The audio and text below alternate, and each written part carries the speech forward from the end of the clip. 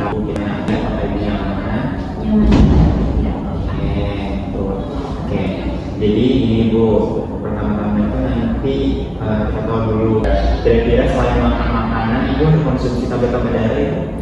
Jujur ada, tapi tidak rutin karena saya sering lupa. Terus kalau misalnya konsumsi tablet-tablet darah tuh kayak saya sering mual gitu. Ibu terima kasih, ini sudah mau jujur, itu informasi yang sangat penting untuk sesi konseling kita hari ini. Kemudian Ibu Salawat, sekarang saya mau jelasin nih kondisinya Ibu. Kan nilainya Ibu ini kan di 10,2, itu tuh normal untuk Ibu hamil adalah di angka 11. Jadi itu cukup rendah, jadi ini juga Ibu ada mengalami sedikit anemia Ibu. Intinya jangan khawatir, kemudian anemia dari Ibu hamil juga bisa nyebabin ibunya tuh lelah, pusing, terus dalam jangka panjang bisa mengalami gangguan janin. Tapi ya kabar baiknya untuk kondisi ibu ini sangat bisa diperbaiki dengan beberapa makan. Jadi apakah ibu mau lanjut? Tentu Pak, saya ingin tahu lebih lanjut. Oke, pertama ada 3 hal yang harus ibu lakukan ini. Pertama, sumber zat besi dalam makanan itu sangat penting. Kemudian zat besi itu ada 2 Ibu. Ada yang pertama dari sumber hewani seperti daging merah, hati ayam, ikan, telur. Terus kemudian juga dari seperti lauk nabati itu ada tempe, tahu bayam, atau kacang-kacangan yang penyerapannya lebih rendah karena yang lebih sering makan nabati kan.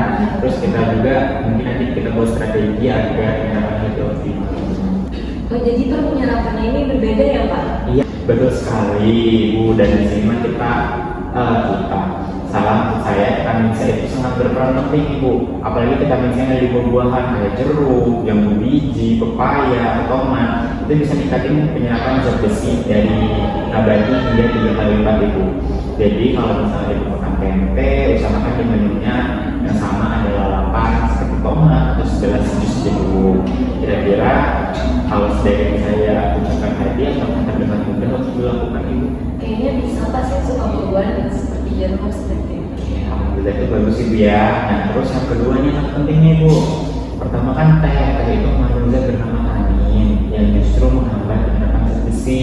Jadi kalau Ibu minum teh bersama dengan makan, sebagian zat besi dari makanan itu nggak diserap dengan baik Ibu. Kemudian kira-kira saya tidak meminta Ibu untuk berhenti minum teh sama sekali, tapi idealnya kita untuk minum teh itu 1 jam sebelum makan atau 2 jam setelah makan. Kira-kira menurut Ibu gimana?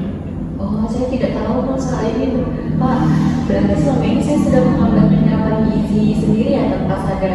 Iya, ini kan semuanya masalah Ibu ya, karena ini memang tidak banyak diketahui orang-orang awam. Yang penting setelah saya kasih tahu, Ibu jadi lebih tahu dan paham dan bisa untuk mulai mengubahnya. Gak perlu nyesal karena kita kan mulai dari hari ini kita coba untuk merubah pola. Iya Pak, saya akan coba.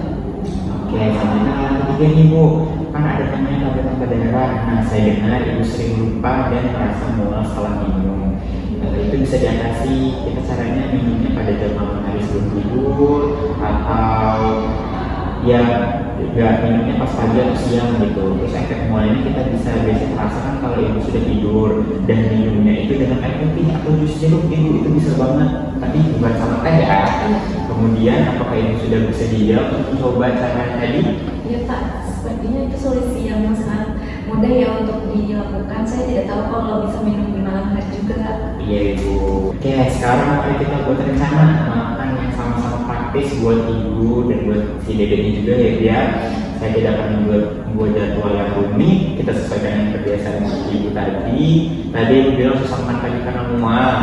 Kalau begitu gimana kalau misalnya sarapannya diubah dari makanan dengan porsi kecil yang mudah diterima perut, kayak biskuit, gandum dengan segelas susu hangat, atau pisang dengan segelas susu, nggak harus nasi Ibu. Oh, berarti boleh begitu ya Pak? Iya. Saya kira harus makan nasi. Kalau biskuit sama susu saya rasa masih bisa sih Pak. Tentu bisa Ibu, intinya yang penting perut Ibu kita nggak kosong di pagi hari karena itu membuat mual justru semakin parah. Untuk makan siang kita tambahkan 1 porsi lauk hewani minimal 3 kali seminggu. Terus nggak harus daging sapi, bisa hati ayam atau ikan lele atau telur rebus yang lebih terjangkau. Intinya nggak boleh mahal tapi berguna buat Ibu juga. Kira-kira memungkinkan nggak? Mungkin bisa Bapak. Telur saya suka, ikan juga biasanya ada masak. Hati ayam mungkin yang perlu saya coba karena masih belum terbiasa dengan makanan itu. Apa Ibu? Karena kita kan mulai dari yang suka dulu nggak apa-apa, misalnya telur dan ikan itu sudah sangat bagus banget. Terus hati ayam mungkin bisa dicoba kalau sudah terbiasa. Untuk sayuran, bayam dan kangkung yang sangat kaya zat besi itu kalau bisa dimasak bening atau ditumis. Kira-kira Ibu suka sayur bening kan tadi? Iya, saya sering masak sayur bening. Nah, tinggal tambahkan tomat nih Bu, atau potongan pepaya di penutupnya sebagai kombinasi yang sangat baik untuk membantu penyerapan zat besi. Apalagi kan Ibu lagi di fase anemia, jadi zat besi itu sangat diperlukan. Kira-kira bagaimana rencana ini? Kira-kira masuk akal, bisa diterima nggak Ibu? Sangat masuk akal Pak.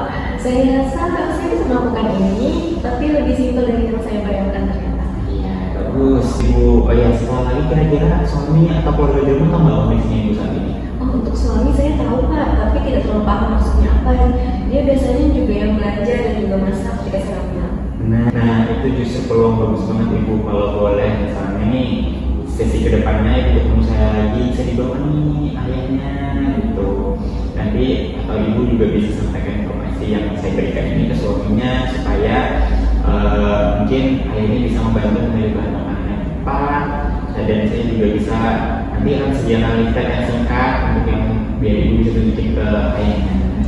Oh, boleh sekali Bapak, suami saya pasti mau kalau diajak. Beda ya.